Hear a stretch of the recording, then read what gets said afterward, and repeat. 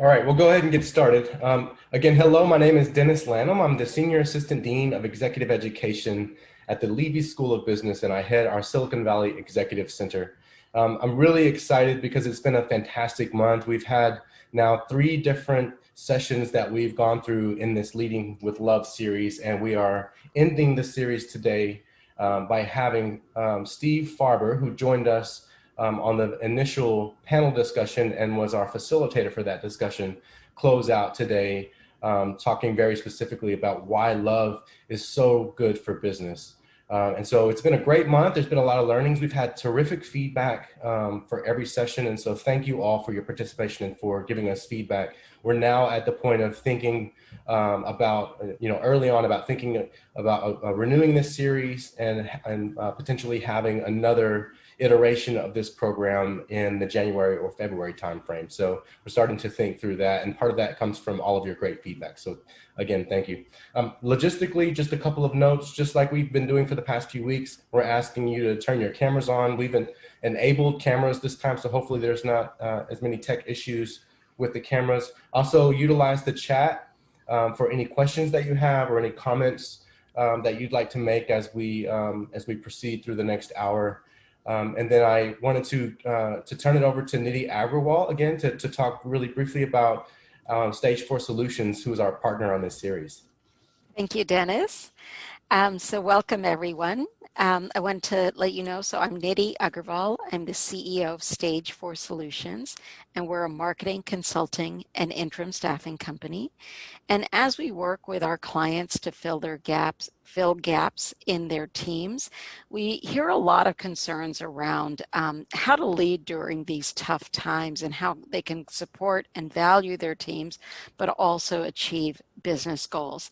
And it is for this reason that we partnered with Santa Clara University on this program, because we think it's a very important conversations to have at any time, but especially now. So we're looking forward to this morning's webinar and learning from Steve about how to use love and also to drive great business results. Thank you very much, Dennis. I'll turn it back to you. Thank you, Nidhi. So now I want to do a brief introduction of Steve Farber. You might remember, again, Steve as the lead facilitator, sort of the host, the moderator of the panel discussion. Steve is an accomplished author and has authored several different books, the most recent being Love is Just Damn Good Business, which is the reason why I reached out to him and asked if he might be interested in doing this series with us, because we knew that we shared the same passion for driving these sorts of tenets around love and how we utilize those as leaders of teams and leaders of organizations. He's an expert in business leadership and is not just an author, but a consultant and a speaker, and is a very busy man who's one of the thought leaders in this space. So Steve, I know we're a few minutes past where we wanted to start, so I'll go ahead and turn it over to you and we'll get everything kicked off. Great, thank you, Dennis, and thank you, Nidhi, for making this possible. And thanks to you, Dennis, and the entire team at Santa Clara University. What a great series this has been, and I'm honored to bring us in for a landing. So just a quick word about my point of view on love, and I have a couple of slides that I'm going to share with you just to kind of set the context for our conversation today. And we are going to focus once again on a good conversation, good dialogue amongst us. Just so you know, we all spend a lot of time on Zoom nowadays. Whenever I'm doing a session like this, I keep my screen on speaker view because I like to see everybody. So if you are willing and able to turn your camera on, that'd be fantastic. And also, we're going to be in breakout rooms. And if you do this, I'll see you. If you do that, good. Nice to see you guys. Thank you so much for being here. So I've been at the work of leadership development now for 30 years. And I've had the opportunity to work in just about every kind of industry you can imagine, oftentimes from top to bottom, to create cultures of leadership. So I've been involved in the study and practice and writing about leadership for 3 decades. I'm the first to admit I don't have it all figured out. None of us does. But I've been blessed with some pretty incredible mentors in my work. For those of you who are familiar with Tom Peters, I was the vice president of the Tom Peters Company in the 90s. At the time, Jim Kouzes was the president of the Tom Peters Company. Kouzes and Posner, the Leadership Challenge fame. I'll get back to him in a second. You met him in the panel discussion, for those of you who were there. Jim was actually the guy that hired me at the Tom Peters Company. He's a significant mentor of mine. And another mentor is a guy also from the Bay Area, a guy by the name of Terry Pierce. And Terry just passed away last year. He was one of the finest executive coaches on the planet. And I wanted to start out just to do a little reality check on this idea of love in business and what the personal stakes might be in all of this. And I was thinking about Terry and one of my all-time favorite quotes from Terry from an article in the San Francisco Examiner a while back. He was trying to describe what happens when he's coaching leaders and when the idea of leadership smacks up against the reality of leadership, and what happens for a lot of these folks when they begin to come to terms with that reality. Here's the way Terry put it. He said, there are many people who think they want to be matadors only to find themselves in the ring with 2,000 pounds of bull bearing down on them, and then discover that what they really wanted was to wear tight pants and hear the crowd roar. The minute you find yourself in the ring facing down 2,000 pounds of literal or figurative bull, that's when you begin to realize this leadership stuff is not about the accolades, it's not about the status, it's not about the applause, it's not about the appearance. We put ourselves at risk in order to accomplish great things, and therefore it begs some pretty significant questions that we have to ask of ourselves. I'm going to pose one of those questions to you here in just a few minutes. But let me set the stage. What I'm trying to say here, by quoting Terry, is that the idea of love in business is a very easy thing to nod our heads to. And the conversations that we've had over the last couple of weeks, we've talked about what is it? What are some of the behaviors that we see from leaders? What does love look like? What does compassion look like? What does empathy look like? These are all really, really critical questions. When we flip it around and we begin to ask ourselves, okay, therefore, what do I need to do differently if I subscribe to this idea that love is not anathema to business, that in fact love is, if I could be so presumptuous as to quote myself, just damn good business, then there is some risk involved in this. So what am I willing to do? What's it going to look like, and what kind of risks am I willing to take? Because in the work that I've done over the years, and the whole foundation for this entire series is that really love is not contrary to business. Now, I will admit that there are still many of us who are a little bit reluctant to use the word love and business in the same sentence. And we have a certain kind of set of assumptions and stereotypes that we bring to this world, or to this word and the idea, and we look at business, and we've been trained to believe that business is a purely rational, it's not business, it's personal. We've heard that before, right? And therefore, we get a little bit concerned that if we advocate for love in business, people are going to dismiss it as, it's a technical term, California touchy-feely hoo-ha crap. And nothing could be further from the truth. So here's the case, I would say, the case for business. I want to start with the case for love in business, I should say. Let me start with one of Jim Kouzes and Barry Posner's many findings that they wrote about in the Leadership Challenge. Here's what they said. After numerous interviews and case analyses, we noted that many leaders use the word love freely when talking about their own motivations to lead. So to be clear, the word numerous is a little vague. In this case, it means literally, and by the way, literally is a word I use literally, tens of thousands of individual personal best case studies in both the public and private sector on every continent on the planet for nearly 40 years now. The word love comes up over and over again when leaders are asked a very simple question, which is, why? Why did you do that? Why did you step up and take on that challenge? That's where you hear the L word.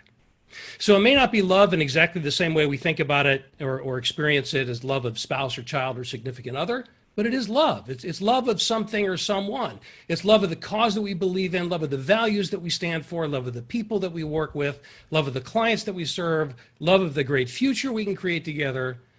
There has to be something here, or we simply don't have the juice to step up. And if I could put this in the right context, in business, we should already know this, because we all know, for example, that it really, it starts with the customer. I'll use the word customer. Some use the word client, whatever. We'll say customer for the sake of conversation. Our competitive advantage comes from our customers loving what we do for them, loving the experience of working with us, loving the product, the service, the combination of the two, right? We all know that. But if we back it up one more step, isn't it pretty apparent that the only way to really create that experience for customers in a meaningful and sustainable way over time is to create an environment or a culture that people love working in? If I don't love working here, it's very difficult for me to create an experience that my customers are going to love. And if we back it up one more step, as a leader, I can't create that kind of culture or contribute to that kind of culture unless, again, I have it myself first. If I don't love this place, love the team, love the customer, love the business, love the mission, I got to fake it. And people have a pretty good bullshit meter. They know when we're faking it. So this all gets very personal very quickly. But that's the business case. And none of us who are tuned into this, I'm going to assume, is embarrassed by this word, and we're all at least intrigued by it. But I'll admit to you, when I first started communicating this idea to business people, I was a little nervous as to how they were going to take it. I didn't know. I'd walk out on stage and start talking about love, man. I mean, I didn't know if this was going to fly or not. And one of the first groups that I presented this idea to was a group of 1,000 engineers. And there are stereotypes about the engineer, which made me a little nervous when I started using this language. So I was being really hypersensitive to the body language to see if I was connecting with these folks. And from what I could tell, I was. And then a couple of days later, I got back to my office and I had an email from somebody in that group who was a manager of land technicians. And at least I got through to him, because he wrote to tell me, he said, "Hey, Farber, you know that love stuff you were talking about?" He said, "You're right on, man." He said, "I've been telling my guys this since the day I became a manager 10 years ago." And I saved what he said from his email to share with you. Here's what he said. "I've told my technicians to make the customer absolutely love you, take you home to dinner, love you, meet the wife and kids, love you. Because if the customer loves you, you could blow up their building and they'll say, accidents happen," which is probably not the best business strategy, by the way. But again, this is the point. We need our customers to love what we do for them. And if we can do that, if we can make that part of the way that we do business, if we can operationalize love in the way that we do business, it should have an impact on the bottom line. And, don't ask me, ask Warren Buffett, who is, arguably one of the most successful investors in companies on the planet. I saw an interview with him a while back on the Motley Fool website. And they asked him the question that everybody wants to know from Warren Buffett, which is, what's the secret to your success? And, he talked a little bit about the numbers, which he's, infamous for being just amazing with, and all of that. But then he said, in the final analysis, even when everything looks good on paper, before I buy a company, I have to sit down in the same room with the CEO, and I have to look into his or her eyes. And there's something very specific that he's looking for. Here's what he said. "I look into their eyes, and I try to figure out whether they love the money or if they love the business. If they don't love the business, I can't put my money into it. If they do love the business and, he ends up buying the company, then," he says, "my job is to make sure that I don't do anything that kills that love of that business." And if you've had personal experience or you know anybody who's been acquired by Berkshire Hathaway, what they'll tell you is that they buy the company and you never know it. They stay out of the way because they don't want to mess with that love thing. Now, I know this is not hard science, but if you look at this 15-second answer, he uses the word love 4 times. And he goes on to say that the reason this is so critical is if he looks into their eyes and he doesn't see the love, but he sees the dollar signs and he hears the cash register ring in the distance. For those of you who remember what cash registers are.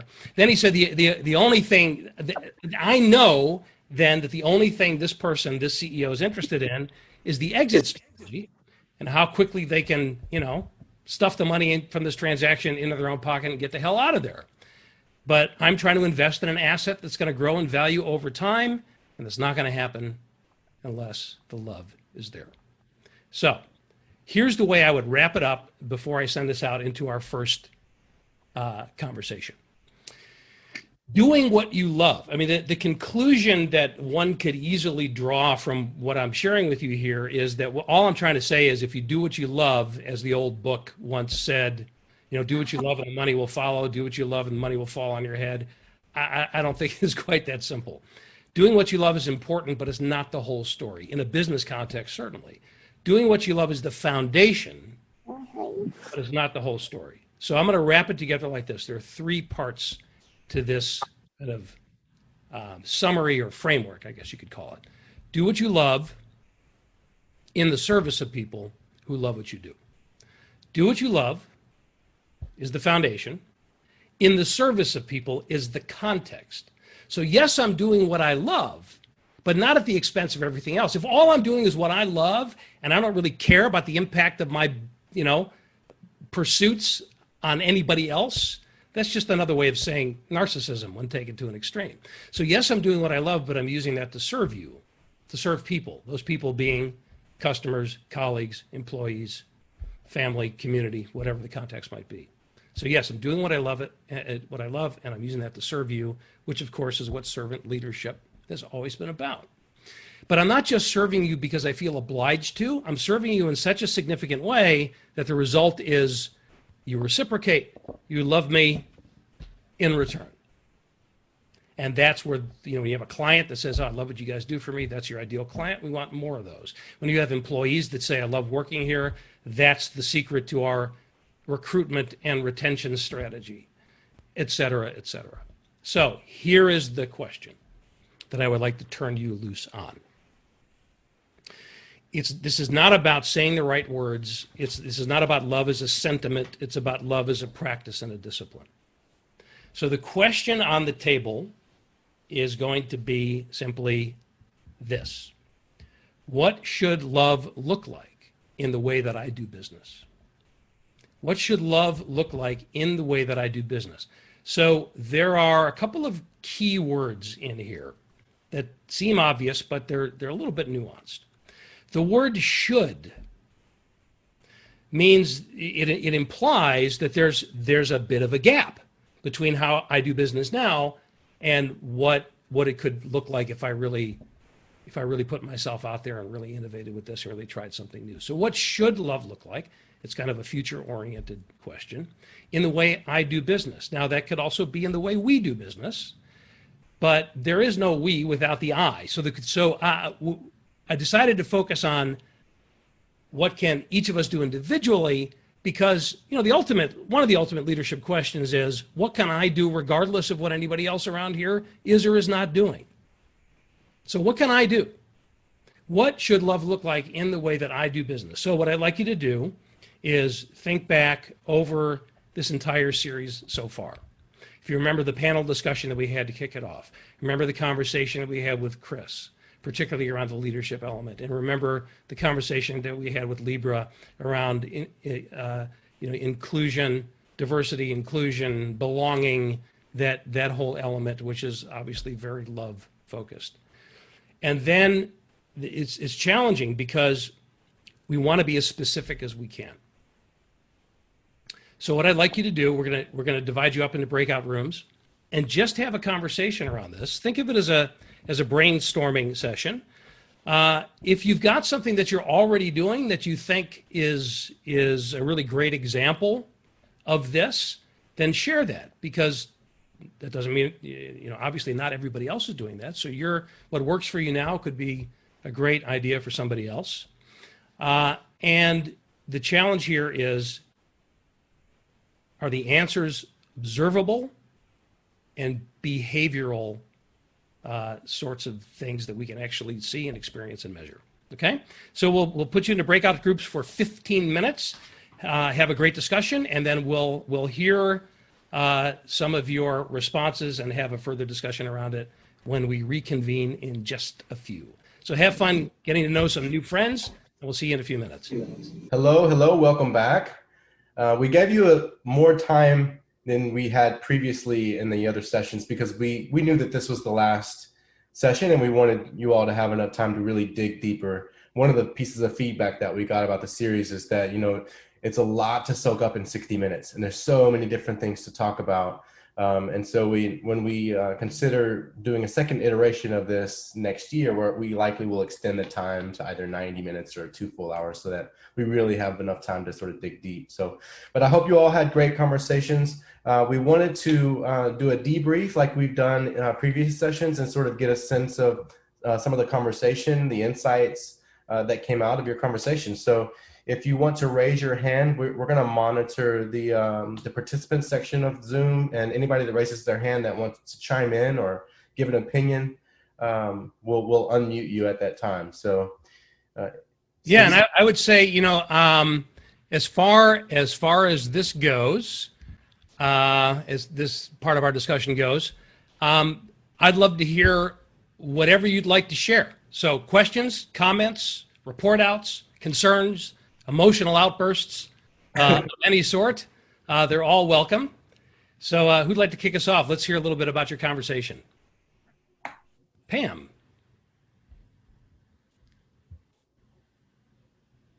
Hi. Hi, Pam. My name is Pam Bradley, and I'm in the Boston area, Boston, Massachusetts, and my teammates were pretty much all from the West Coast. There were 4 of us, and we talked about what should love look like in the way I do business. And for Lisa, who works in leadership and development in a company, they're all about nurturing and supporting the whole person. So, that division between our home lives and our work lives has disappeared. And so we're bringing our whole person all the time. And that's how companies have to now treat their employees. Chris works for a private school in California, and they're not allowed back yet in classroom, but they have to love their teachers so their teachers can bring the love to their students. So it's, it's taking care of the whole body of engagement. And Lisa, Trisha, talking about, I believe she has some type of care business, meeting people where they're at, no matter whether they are old or young or disabled, or it's like that willingness to not judge and to accept. And I talked about, I work in international marketing, and I found in my career that love looked like a lot of listening and communication and sympathy and learning about the whole person, really. So like my team members who lived in Russia or Australia or South America would never feel alone, is what they said, because a lot of times international is left off on its own in a global business or a growing global business. And it's very important to make the people who are remote, and now it's not just other countries, it's other offices. How do you really, make everyone feel a part of? And I think companies had to, reinvent new ways of engaging with all of their employees. But for me, it's more, it's relationship building. And I treated the whole world like my family. Great. Very cool. That's terrific. Thank you for that summary. I'm talking too long. I'm sorry. No, it's fine. It's fine. It's great. Because I'm sure that you hit on a lot of themes that other groups also talked about, right? So what I heard was nurturing the whole individual, building a relationship, giving people support, showing that we love the teachers so that they can convey that to the students. The challenge in this is it's about taking it to the next step by, again, with the question, by doing what? So So how, what specifically do you do, for example, to nurture the whole individual? So that could be anything from, flex time, right? Giving people more choice as to when they work. It could be investing in their home office so they can be productive any time of the day or night so they can spend time with their family. It could be supporting each other and going to things that are important with our kids. I mean, there's a whole long list of specifics that fall out of that intent to nurture the whole individual. And I think this is something, like you said, we're all experiencing right now because we're all we're all remote. We all run the risk of being feeling isolated right now. So what does support look like? How do you cultivate a relationship with somebody who's sitting on their butt all day long in their home? Speaking for myself right now. So is it Zoom happy hours? Is it sending them a care package? There could be any number of things.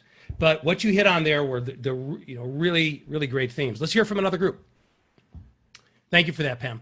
I think we had a volunteer. Well, first, if I could just chime in on that, I think that was awesome. I think it's also important for us to recognize that, what makes one person comfortable and allows them to become more productive may look different than the next person. And it could be on the same team. So you've got to carve out enough intent to really understand, get to know, every individual that you're working with so that you can best accommodate what their customized version of that need looks like. Yeah, that's great. So if I could just build on that for a second, Dennis, one of the ways that we show love for somebody, care for somebody, compassion for somebody is, as you said, Pam, listening, right? So the good question to ask ourselves is, how well do you know the people that you work with? And one way of determining that versus saying, I know them pretty well, I don't know them, more or less, yes or no, you could be really specific and just do what I like to refer to as a story inventory. So if you think about individuals on your team and just ask yourself, what do I know about this person? What stories can I tell about this person, his or her life, their family, their challenges, etc.? And you're going to find out that you either know or you don't know. And if you don't know, if you can't tell me anything about them, then just schedule a time to have a chat with no agenda other than just to get to know each other. And what that says is, I care enough about you to carve out time from my day to do nothing more than just get to know you better. Very simple, very tangible, very concrete, and really, really powerful. I think the next person that wanted to offer some perspective is actually a good friend of mine here in the Valley. It's a wealth manager at Schwab. Wes, are you there? Yeah, I'm here. Hey, guys. Our group, we really focused on, sometimes, especially during the pandemic, that we can really feel like robotic or, not necessarily connecting with a lot of humans in our job. And how do we do that? And our first thought was just being authentically vulnerable, which sometimes is hard to do with people. And also we talked about it a lot about transparency. So making sure that, everybody is aware of everything that's going on. And in a question that I asked, which, is we didn't really have an answer to, but is it possible to be too transparent, whether it's with your team or with your colleagues, whether it's with your clients, your customers, things like that. And so being transparent, but is there a way to be too transparent, was really what our conversation was all about. Yeah, that's great. So a couple of things there. So to be transparent and vulnerable, one of the questions, again, we got to ask is how do you do that? It's not by standing up in front of people and saying, I'm so vulnerable now. There's some way to show that vulnerability. And Wes, you're from Schwab. So let me give you a Schwab example of that from many, many years ago, back when I did some consulting work at Schwab when I was at the Tom Peters Company. One of the leaders there, his team kept coming out last or second to last in the employee opinion surveys. And this was a guy that focused a lot of attention on his own leadership development, went to all the seminars, read all the books. And finally, he figured out that he needed to do something drastically different from what he'd done before. So he pulled together his direct reports and he stood up in front of them. You tell me if you think this is vulnerable. And he said, I lead this team. Our numbers are terrible. Therefore, it's on me. So obviously I'm screwing up. So what I would like you guys to do, he said, it's like 15 people, is tell me what I'm doing wrong, or tell me what I need to do to be a better leader. And I'm going to leave the room and you guys talk about it and write it on flip chart paper. When I come back, we'll talk about it. And he came back a half an hour later, knocked on the door, and they said, we're not done yet. Finally, when they let him in, he walked in and all the walls were covered in flip chart paper. Now, that conversation turned everything around for them, because what he did was, obviously he was being incredibly vulnerable, but in a really productive way. And he ended up setting a new standard for what communication should look like there by using himself in that way. You don't do that with people unless you really love them. And it's, it's a huge risk, and it feels like a huge risk anyway. And there's so much trust involved. Now, to the question of at what point is it too much? I'm going to go back to my mentor Terry Pierce, who put it beautifully. And by the way, we were, Terry was teaching vulnerability and all of that back, long before Brene Brown was a twinkle in any of our eyes, right? And the way he referred to it was, and I think it's brilliant, he called it relevant vulnerability. Relevant vulnerability. So we all have things that we choose not to share about ourselves. But the problem is that we can go too far for all the right reasons and just make people just flat out uncomfortable, right? So I'm using, like what this fellow's name was Michael, who I just told you about. What Michael did was made himself really vulnerable in a really relevant way, because that's what they needed to do in order to improve things there. So just use that as kind of a criterion for yourself and see how that helps you kind of guide your own communication. Can we hear one more?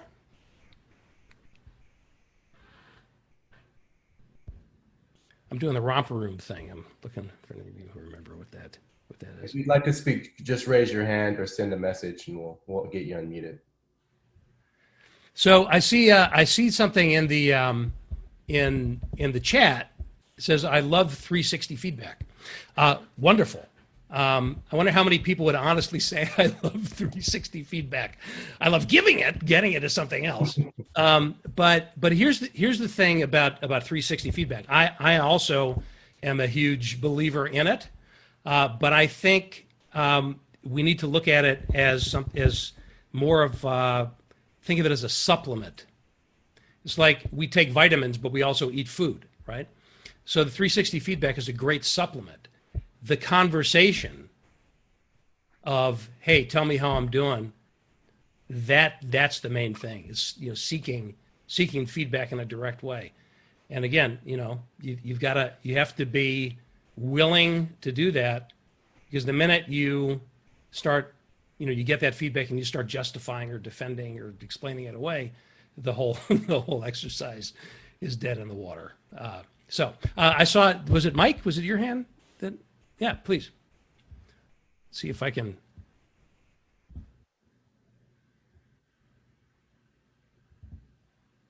Okay. You're good.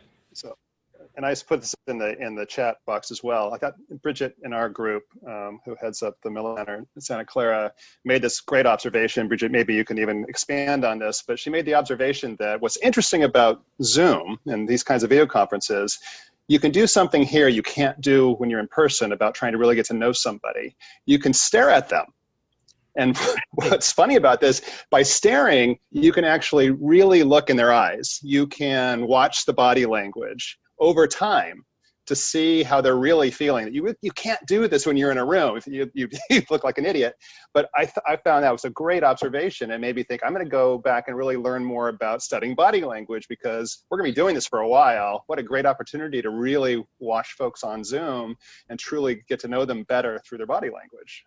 Such a great point. And that is exactly why I like to keep, as I told you guys, I like to keep things at gallery view, because you can always tell, as soon as you turn Zoom on and you sit down in front of your computer, there's a tendency to think, well, this is just like watching Netflix. But it's not, because there are live human beings here, right? And we can actually look into each other's eyes. When I look out there and I see somebody doing this, that means they're in Netflix mode. They could be having a great time and feel like they're watching a great show, but they're not, like what you guys are doing, smiling and nodding and all of that. And you're right. In person, we can't, go around from person to person and stare at their face. But my hope is that there will be some element of this that follows us back when we're actually in the same room, breathing the same oxygen with each other. That maybe there's a level of attentiveness that'll come along with us, and that'll serve us in all kinds of ways. We're running up against the proverbial clock, and I'm sensitive to your time. I don't know if this thing shuts down right at the top of the hour. If it doesn't, I just want to wrap things up with one simple example for you. Then I'll hand it off to Dennis. But then, if any of you want to hang out and just chat, I'm perfectly happy to hang around for a little bit after we're officially done. So here's what I'd like to leave you with. The question on the table, and this is obviously not a workshop exercise, is what should love look like in the way that I do business or in the way that we do business? So I want to wrap it up with an example of that. I'm going to give you the really super speed version. There's a company in Jacksonville, Florida called Trailer Bridge. They're in the shipping business. They were once upon a time, and I'm not speaking out of school, awful. They were a terrible company. They were toxic. They went bankrupt. They burned through 4 CEOs in 2 years, 4 heads of HR in the same period of time. And they're in the shipping business, not a sexy business. They ship goods primarily from mainland U.S. to Puerto Rico, Dominican Republic. And several years ago, a guy named Mitch Luciano was asked to take over as CEO. He was already on the management team. And he said, I'll do it, but I will not take the title of CEO. I'll take the title of president. I'll earn the title of CEO. Now, what you need to know about Mitch is that he's a love guy. He's a love guy. So he said to his board, I'm going to do this, but you have to let me do it my way. He didn't say to them, I'm a love guy, but that's where he was coming from. So he said, I have to create an environment that people are going to love working in. I have to help create an experience that our customers are going to love. That's how we're going to turn this around. Now, the way that I know about Mitch's story is that he was inspired to do this, I'm gratified to say, from reading my books, which started with The Radical Leap and then The Radical Edge and then Greater Than Yourself by that point. He's a case study in the new book, but this was all before that. So he said, all right, I'm going to create an environment that people are going to love working in. So he got rid of all the name tags because he said we should know each other's names. He lowered the heights of the cubicles so people can actually look into each other's eyes. He started bringing a food truck in every Thursday and buying lunch for everybody in the company so they would hang out together and get to know each other. Because he figured the more they get to know each other, the more they'll love each other. They'll love working together, and that's going to translate into how they work every day. And sure enough, that started to happen. Then he looked at their customer policies. What should love look like in the way we do business with our customers? They had a long-standing policy that unless a barge was at least 75% full, it would not sail. So if they didn't sell enough space on that barge that you're shipping something on to your family in Puerto Rico, if they didn't sell enough space, it would just sit in the harbor until they sold it. So they asked a question. Okay, we understand why we've done it, because if we sail at less than 75% full, we're going to lose money on that shipment. We're not in the business to lose money, so we won't sail. But they asked the question differently when Mitch came along. And it was, if we loved our customer, what would we do under those circumstances? Then the answer is pretty obvious. You freaking sail. You sail, no matter what. And that's what they started to do. Now, like I said, this is the warp speed version of what they did. There were hundreds of things like that, specific, observable things in terms of how they hire and who they hire. By the way, they spend no money on recruiters anymore because their employees are their best recruiters, right? So how they hire, who they hire, their systems, their policies, their procedures, their HR approach, the physical environment. I mean, everything was built around how do we better create an environment that people will love working in. I'll finish with this, their results. That's what we're about. We're business people, right? 2017, they were voted #1 best place to work in the city of Jacksonville. 2018, they were voted #2 best place to work in the city of Jacksonville, which really pissed off the employees because they felt they deserved #1. They're getting all kinds of service awards. And just take it to the bottom line, their earnings from the year 2015 to 2017, their earnings for those 2 years were greater than the previous 23 years of the company combined. 2019 was the greatest revenue in the history of the company. 2020, just a few weeks ago, they were voted once again #1 best place to work in the city of Jacksonville. If you go on to LinkedIn and look up Mitch Luciano, just like the infamous Italian name, you're going to find a couple of articles that he's written on there about his experience. That's what love should look like. Please don't tell me that love has no place in business. That is nuts. It's just damn good business. So thanks so much for being here, folks. I'm going to turn it back over to Dennis, and feel free to hang around if you want to chat. Thank you so much, Steve. I think that was a great way to sort of wrap up what we've been talking about over the last 4 weeks. And, with the example you just gave, there's tons of other examples of other companies that have done it right. You have Southwest, you have, the work that Alan Mulally did with Ford after he turned around Boeing.